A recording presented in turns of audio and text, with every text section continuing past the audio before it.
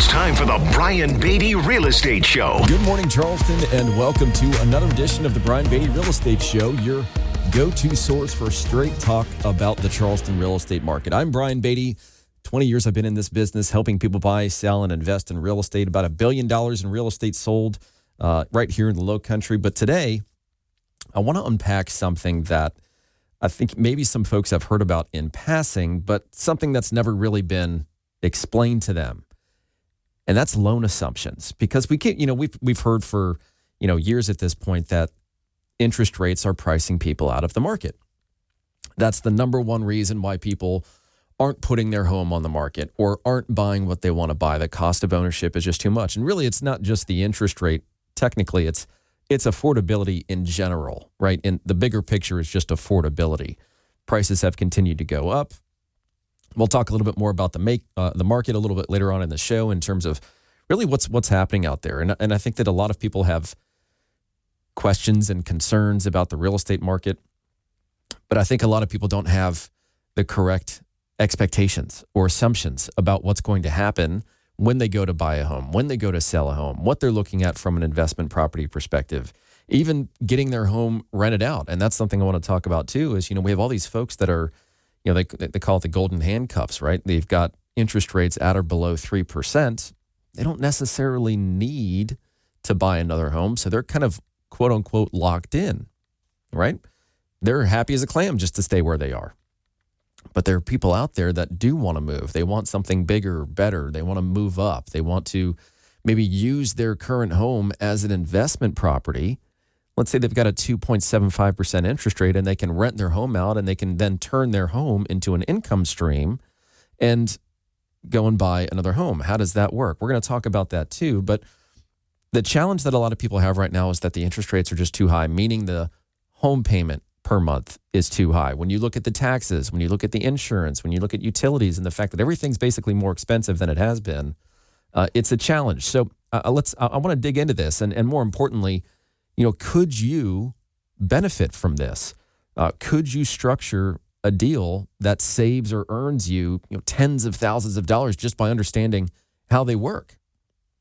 So let's dig into this. Let's first just, kind of define what a loan assumption is. And most people haven't really heard of loan assumptions since the 80s. I mean, they were pretty popular back in the 80s. They're coming back to the table now.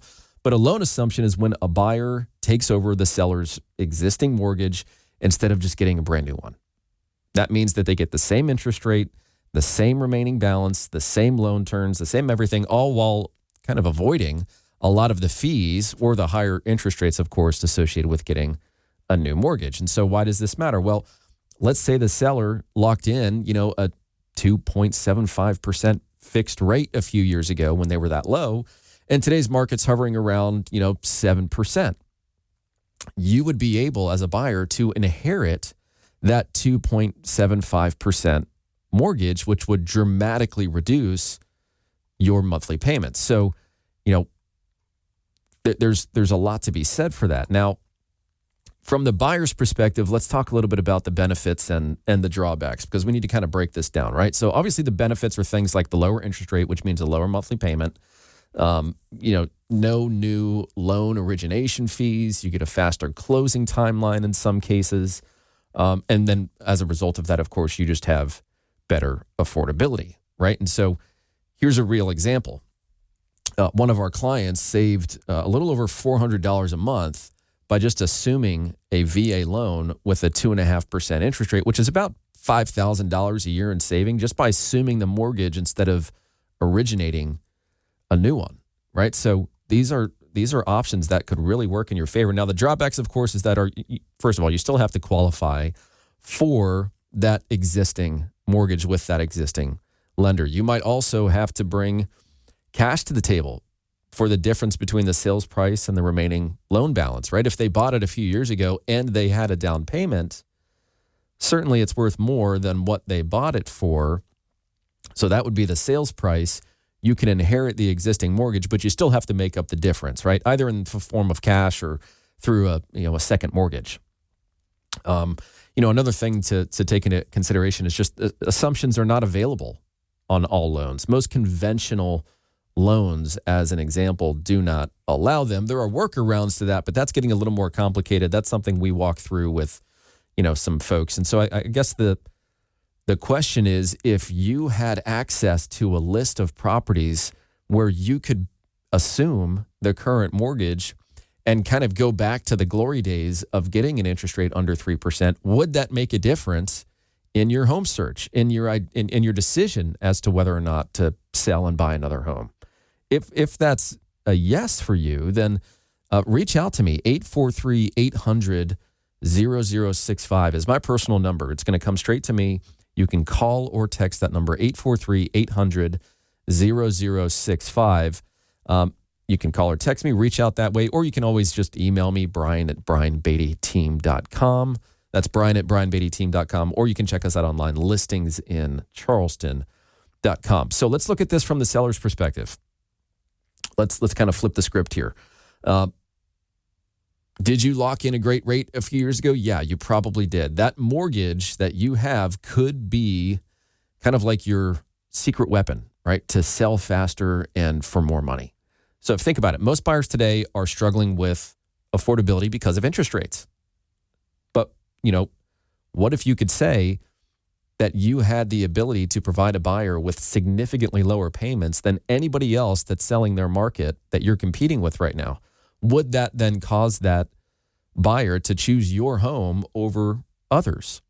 That is a real edge in this market. That's leverage. And I've helped sellers make their assumable loans a marketable feature to attract more buyers and generate more offers and even reduce the price negotiation back and forth, because the monthly payment that buyer is getting speaks louder than the sticker price, in my opinion. Right? But here's the catch. Sellers, you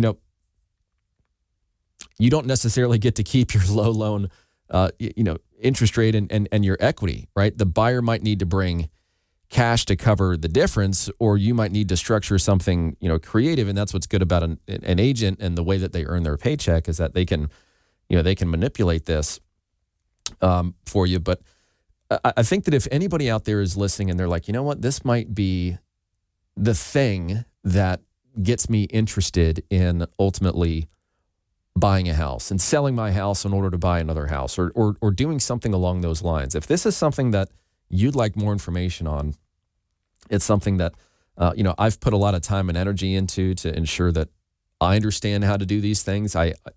After all, in addition to helping people buy and sell homes, I'm an investor, right? We're putting a home on the market this week that I just flipped. We did an entire renovation on a property, and I mean like everything from roof to adding a sunroom to basically every single thing you could do on the inside of the house. We added a deck, we took down trees, we added a fence. All of that was done in 4 weeks. So, there are folks out there that like to kind of be a part-time investor. If you're looking for opportunity in this market right now, whether you're a buyer looking for a loan assumption or an investor looking for an opportunity to, make some money in the real estate world, or maybe you're a seller and you just, you really need to sell like right now. There's urgency associated with your sale. We have plenty of folks that will purchase property, myself included. Everyone from the investor that can give you cash and close in 10 days and buy it as is and make the deal really smooth, to literally tens of thousands of buyers in my database, right? We've got a database of almost 30,000 people that we communicate with. And whenever we get a new listing, we kind of do a reverse search and say, all right, well, where are all the buyers that we already know exist for a type of property like this? And then we call them. And so if you want access, in other words, to assumable mortgages or good deals on real estate, then reach out to us, 843-800-0065. That's 843-800-0065. I think that the loan assumption route could be the game changer for you, for those that are listening. It's great for FHA or VA or even USDA, like rural loans. Conventional loans typically don't allow assumptions. There are some rare exceptions to that. There are ways of doing it, but it gets a little more complicated because we have to start talking about putting properties into trust and so on and so forth. So, in a market like this with high rates, affordability pressure, fierce competition, right? We're seeing more and more of it. We're seeing more properties hit the market. They're not selling as quickly. There are more of them. Inventory is growing, right? We're not keeping up with the supply that we're putting on the market. The more tools you have, either as a buyer or as a seller, the better. And loan assumptions, I mean, they're one of the most powerful tools that people, I think, are overlooking right now. So if you want more information on that, again, 843-800-0065, 843-800-0065. You can send me an email, brian@brianbeattyteam.com, or check us out online, listingsincharleston.com. That's listingsincharleston.com. And, we put all these, just so you know, we take these radio shows, right, that we do, and I video myself while I'm talking, and then we put those videos on YouTube. And we've got the podcast on iTunes and Spotify and Google Play and iHeartRadio. So there are a few different ways to absorb this content. I'd encourage you to go on our YouTube channel. Just search the Brian Beatty Team, and you'll see over 1,000 videos. But there's a ton of content in there to really educate you on whatever you want to know about the housing market, the real estate process, buying, selling, investing. We're happy to help if you have a question as well. Or, of course, if you're looking to hire a real estate agent, I would represent you personally. So, again, 843-800-0065. Thanks again for tuning in and learning more about the real estate market and the real estate process, right? That's what this show is all about, is to, number one, tell you what's going on in the world of real estate here locally so that we understand, are prices going up? Are they flat? Are they coming down? What can you expect if you're going to buy or sell a home in this market right now, right? So that's the first part of this show. The other part of this show is helping you understand that if you're a buyer in this market, these are the things you can use to your advantage. If you're a seller in this market, these are the things you can use to your advantage, right? That's the whole point of educating you, is to help inform you and create, a group of listeners that are more educated than the person that they're frankly going up against, so that you can win the deal. You win the negotiation. You get as best a deal you can. That's what this show is really all about. That's what gets me fired up. And so, again, for anybody that's listening that wants to have a chat with me, off air about your interest in buying a home or selling a home or investing in real estate, or maybe you'd like for us to manage a property that you own through our property management company, we're happy to earn your business in any way, even if it's just to be helpful, to be a resource for you. Maybe you just need a good contractor. We've got somebody for pretty much anything you need done to a piece of property. So happy to be a resource for you guys. What I want to talk about now, though, is the idea that, and frankly, this is why I started our property management company. We started our property management company for two big reasons. Number one is that we were being hired by institutional investors, right? Wall Street money, or capital venture guys, or people that, were really big into like tech that switched to real estate. But bottom line is that we had groups of people that collectively wanted us to help them acquire up to $50 million a month worth of real estate. Now, they're no longer acquiring property at that pace. They still look for good deals, but they were banking on the idea that they were going to buy something and then, over time it would be worth more. So this is like, 2-3 years ago, maybe more like 4. But anyways, the idea was that they would go and they would buy a bunch of properties in this quote unquote box, this buy box that they created, that said, hey, it has to have at least 3 bedrooms, at least 2 full bathrooms, can't be on a major highway,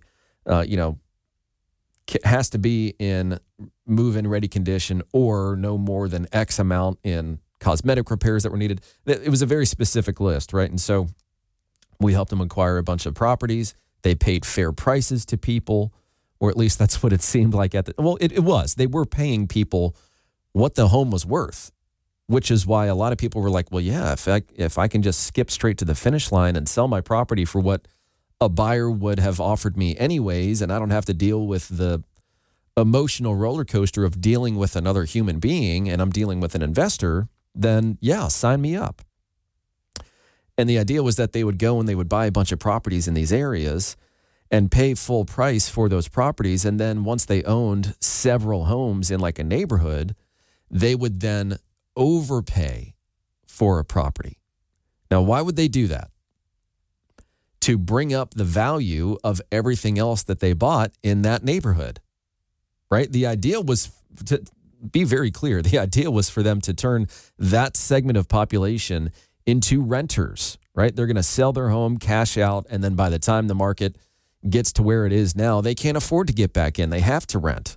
And so the investor wins.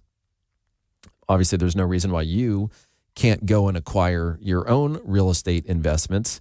Right now, it's kind of challenging because of course, the cost of ownership, right? Whether it's the purchase price or the interest rate or the taxes or the insurance or the utilities or all the above, it makes it really tough to turn a profit on a rental property right now unless you get a great deal on the purchase or you improve the property to the point where it's going to start to turn a profit, right? And we'll get into that a little bit more. But, you know, the idea behind this segment in general was that you've got this segment of people that purchased the home several years ago. They got an incredible interest rate, or maybe they've owned it for, you know, a much longer period of time and they just refinanced.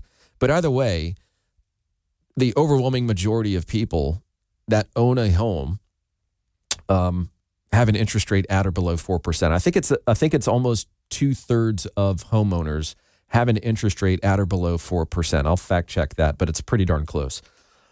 In fact, over 60% of homeowners have at least $100,000 in equity right now. That's a stat I looked up earlier this week that I somehow remember off the top of my head. I don't know. I'm a numbers guy. Anywho, the idea here is this. We've got this massive group of people that bought a home or refinanced their existing home, and they have a fantastic interest rate. And when they look at the cost of moving to another property and the interest rate and ultimately the payment associated with that new property, they get cold feet, right? It's tough to, I guess, absorb or digest the math, right? Because we're so used to looking at monthly payments that are significantly less because of how low the majority of our interest rates are. So that's why I talked about loan assumptions, right? There are properties out there that you can just go and swoop right in and assume someone else's really low interest rate on their mortgage. It happens. It can be done. The tools are available.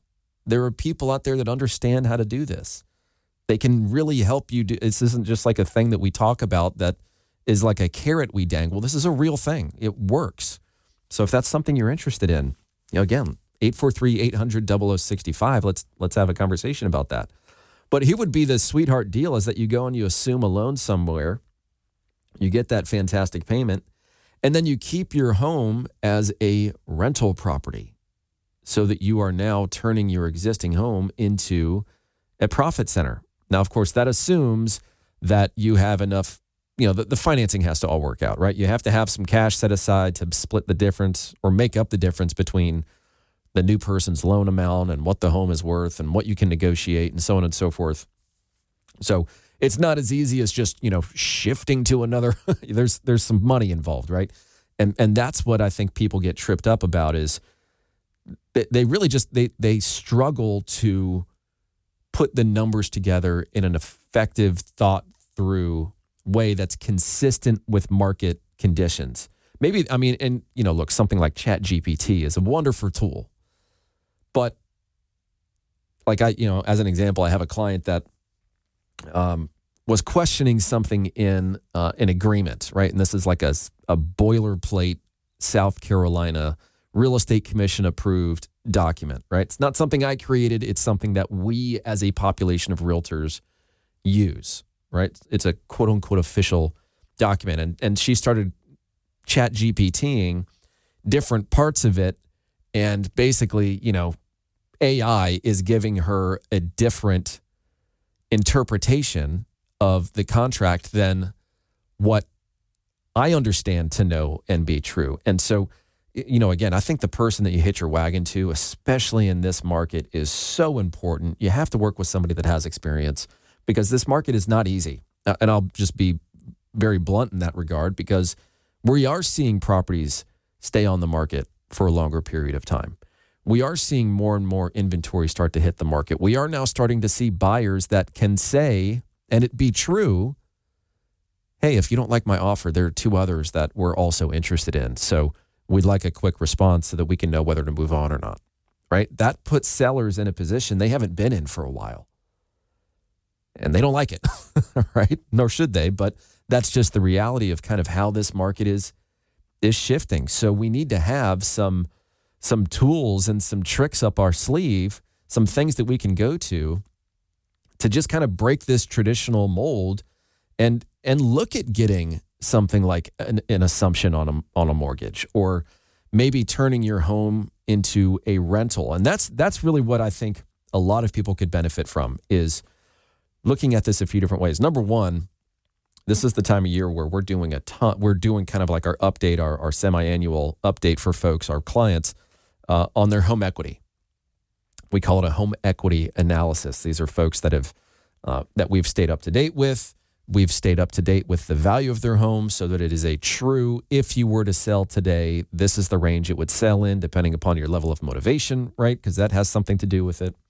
And then based on how much you owe, here's how much equity you have. Here's how much you could shave off the life of your mortgage by adding X amount per month. I mean, there's all these really cool tools that we offer to just help people sift through the data that's out there to help make some financial decisions as it relates to real estate. And then, of course, we have other, partners and financial advisors and people that are smarter than me that can actually talk about tax ramifications and opportunity cost and so on and so forth. But for those of you that are thinking about, if you have a property that you want rented out, maybe it's a rental right now that you're managing yourself and it's just getting to be a little bit of a pain in the you-know-what, let us take over for you. We'll make you a good deal on the cost associated with that so that you can maintain your cash flow. If you're thinking of getting your property rented out in order to purchase another one, let's talk about loan assumptions. Let's talk about the list of homes that we have where loan assumptions are available, right? You can reach out to us and we'll provide you with that list. 843-800-0065. We can also provide you with an analysis on if you were to rent your property out based on all the expenses you're going to have on a monthly basis. Here's your monthly profit. And then we can say, let's look at your property as an investment property. Does it make sense with the amount that you have invested into that property to earn a return of X? Or does it make more sense to maybe sell that property, do a 1031 tax-deferred exchange into a better producing rental property? These are the kind of things that people that own real estate, that create wealth through real estate, do and have conversations about.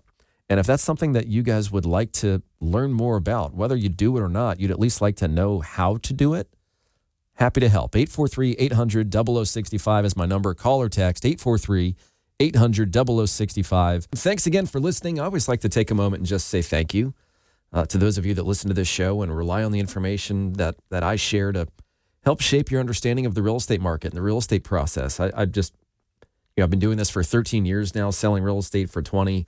And hopefully you guys aren't sick of me. And I still get a lot of folks that call, so I guess that's not the case yet. But for those of you that I have not helped yet, that have some questions, that would appreciate some of the free resources that we give to folks with no strings attached. I mean, if you're going to determine what the value of your home is, you might as well get it right. Because a lot of these online tools, even the one that I use, which is like the Cadillac, right? Top shelf of automated home valuation tools, they're still just automations, right? They're making assumptions for things. They don't know really what's inside your house or the condition of your home or why you're selling and how quickly you want that done. All of that matters when it comes to the value of your home. So if you want more information on truly not just the value of your home in terms of what it would sell for today, but ultimately what the equity is in your home. How much cash do you have in your house? That's what we do for folks. We help provide them with that information. And we can do all kinds of fun stuff with regard to information to just shape your understanding of the current market and how to take advantage of opportunity, which I think is obviously a big goal of folks. It's not just, we're going to sell a home and we're going to buy a larger one, or, maybe it's time for us to downsize, like Warren Buffett was warning about, by the way, early in the week. I don't know if anybody saw that article from Berkshire Hathaway talking about this 10-year price recline or decline that they're going to see. And he essentially goes on to blame it on the baby boomers that, I think, over like a million and a half of them over the course of the next 10 years are going to, quote unquote, abandon their home, which is really strong language for just saying that either they are going to put their home on the market because they are going to downsize and move into something more simple, whether that's buying something smaller, more manageable, maybe going to a retirement home, whatever the case might be. Or it could be that they don't want to sell the property. They're okay with transferring ownership of that property to somebody, through a will, through trust. And a lot of folks are going to start inheriting properties that either they don't want or don't want to live in or can't afford to maintain. That will then, quote unquote, flood the market and cause prices to start coming down. Now, do I believe that? I mean, look, there are, I think, plenty of folks, especially here locally, that own a nice, big, beautiful home, and it is becoming a struggle for them to maintain their house. I know. I mean, it's a lot of my personal clientele are folks that own, the biggest, most expensive home they're going to own that they now need to divest of intelligently, right? They need to cash in on all that equity that they've built, right? This is the money that they're going to then use for retirement. It represents a big chunk of their retirement capital or assets, and it needs to be done right? And every opportunity for me to help somebody earn money in a transaction through my experience and just my ability to kind of shape the outcome, right? Which starts at the very beginning, right? It starts way before we even put the house on the market, right? And that's what I talk a lot about in this guide that I wrote, by the way. The most comprehensive real estate guide really in Charleston as it relates to helping somebody sell a house and just understand all the things that you need to know, things that I know that I committed to paper that you guys can get for free. All you have to do is text the word guide to 843-800-0065, and I'll send that over to you. Text the word guide to 843-800-0065. Now, for those of you that enjoy numbers like I do, I won't bore all of you with a really long segment on this, but I do want to share a few things because we have, at our team, we have access to data that no one else has, which is a really cool thing to say, by the way, because we've hired a market statistician to provide us with an analysis on the market that is just not available elsewhere unless you're going to sit down and mine through all the data and come up with these calculations, right? And ultimately the read on the market that the numbers are telling us.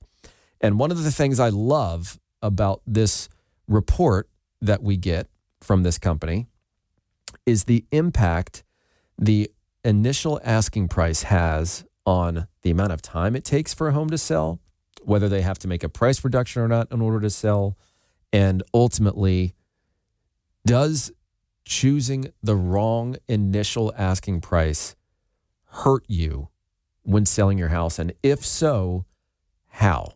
And by how much and why? And that's what this report really shows.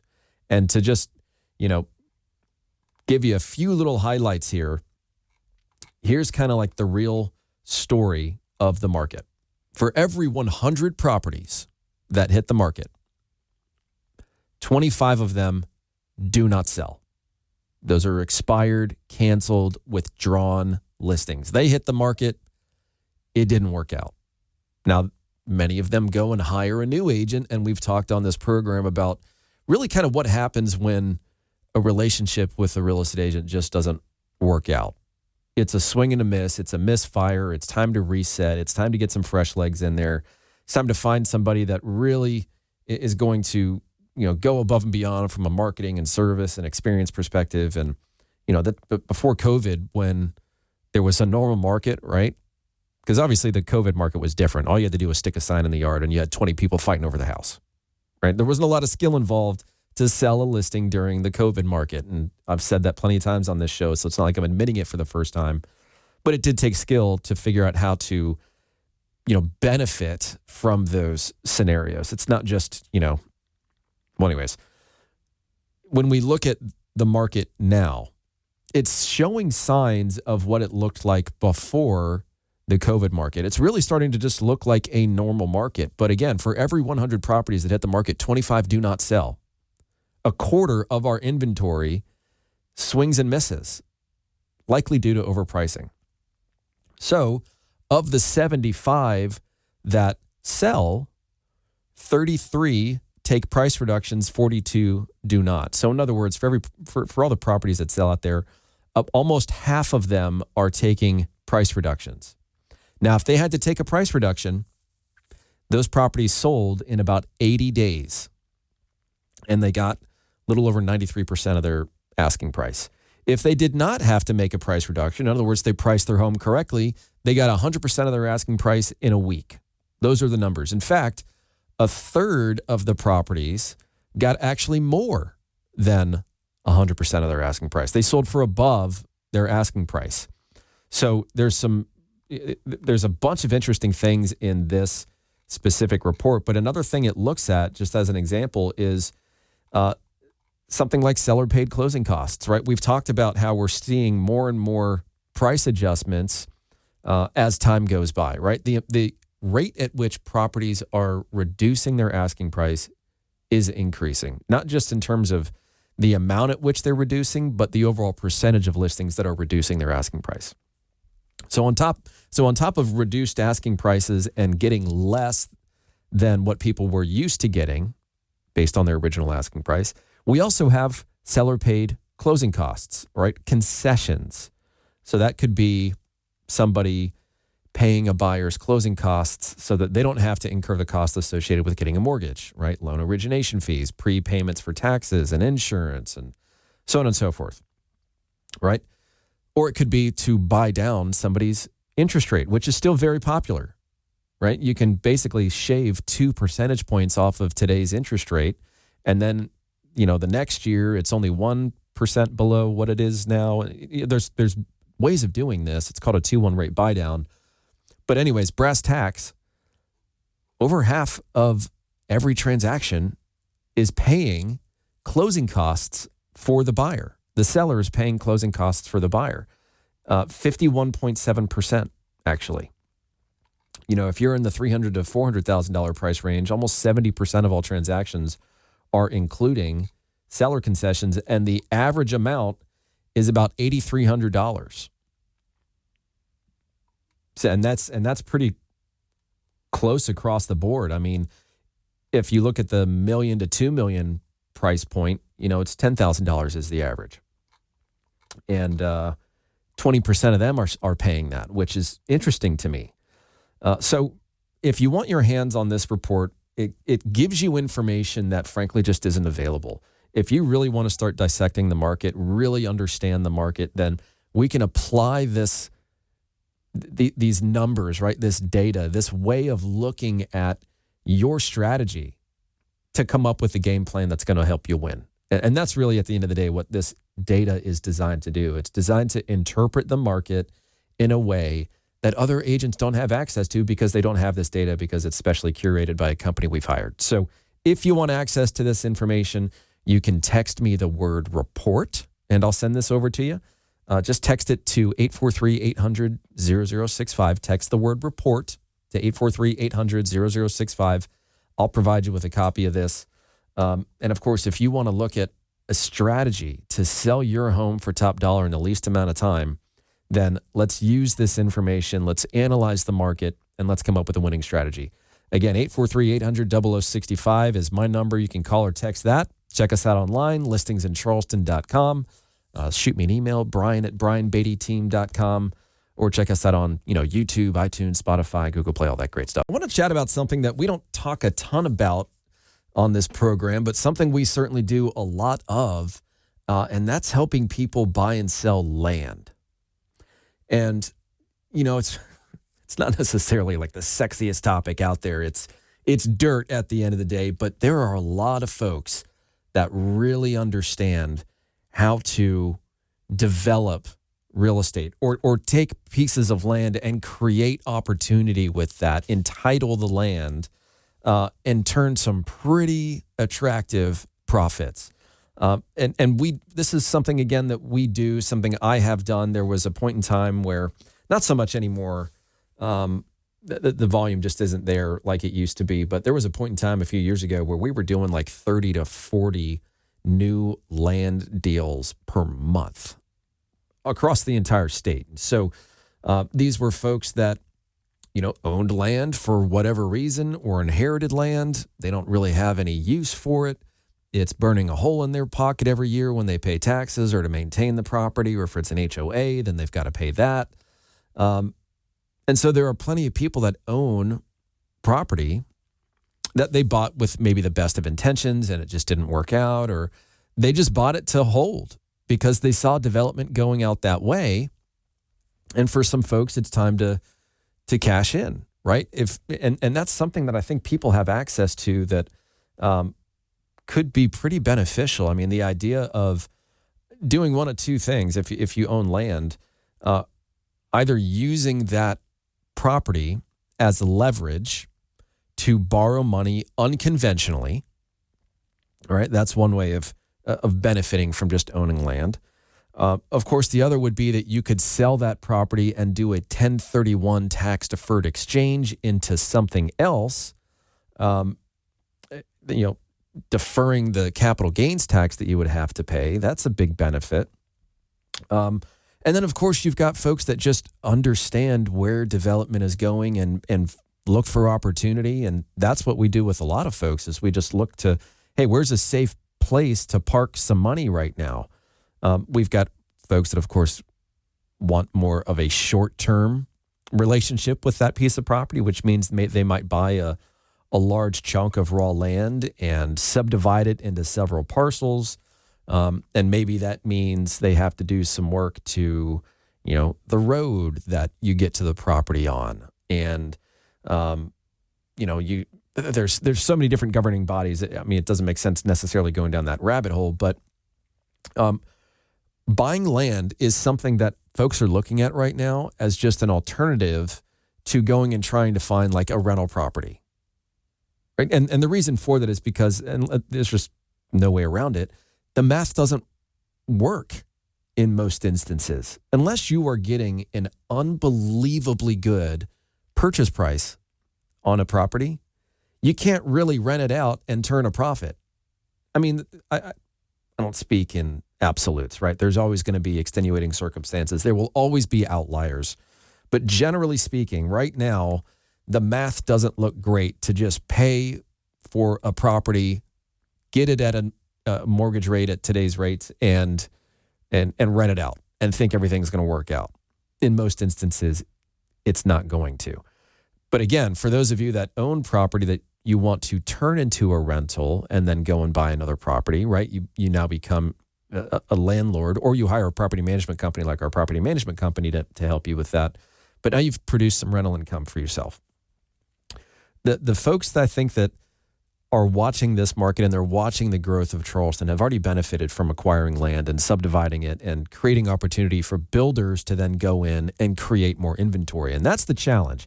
And that really, when you break it down, that is a challenge in Charleston, is that we see where the development's going, right? We can look at Awendaw as an example, perfect example. There are large tracts of land in Awendaw that builders, local, regional, national, have a big appetite for. And I know because I've listed them, I've sold them.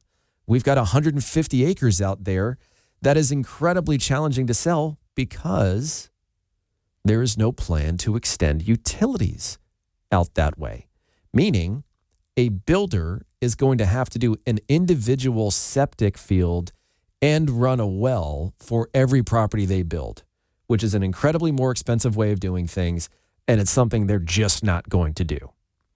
So you've got these large tracts of land that, it's not like a builder can go in there and carve it up and turn it into a, 200 home subdivision, because there are utilities aren't going to go out that way. And there's no plan to extend utilities out that way for at least another 10 years. And that's coming straight from the horse's mouth. I mean, I've got the email to prove it. But there are some areas, whether it's infill development, right? These little chunks of land, just along a busy road or kind of tucked back between neighborhoods that can be developed into these little boutique, 10 to 30 home subdivisions that there's a real appetite for right now. And in some instances, you can actually tie up the land and then sell that contract directly to the builder for profit. I mean, there are a bunch of different ways to go about playing in the real estate space and making money, aside from just being a real estate agent and earning commission, or being a real estate investor and thinking that you can only make money by, buying a home, fixing it up, and selling it for profit, right? A flip or a rental. There are multiple streams available for you to earn money in real estate. And if you're sitting around with some, extra change in your pocket and you want to learn how you can put that to work in the real estate market right now, you have to be careful. I'm not giving everybody the green light to just go and acquire rentals, because it's not the right time for that. But there are some opportunities to make some good money in real estate if you know where to look and you use the proper assumptions. And that's what always trips people up, is they don't understand really the numbers, right? They always overestimate how much they can rent something for, and they underestimate how much it's going to cost them to fix things up, or their carrying costs, or so on and so forth. So just, my advice there is work with somebody that can help paint a very clear picture about what to expect. But I think for the folks that are looking for opportunity in this market, if we know that we're still undersupplied, there's an opportunity for folks to buy land from people that need that cash for other things in their life. And so you might just be showing up at the right time, waving a check and saying, hey, I'll buy your property. And that's what, that's a lot of where we find our opportunities for investors. So there you go. There's a little bit of the secret sauce there, is looking for what we call absentee owners, right? People that own property that are not currently living in it. So if you guys want access to, some of the information that we shared, you want to reach out to me and have a conversation about working together, all you have to do is call or text 843-800-0065. We'd love to earn your business in any way, shape, or form. Again, 843-800-0065 or listingsincharleston.com.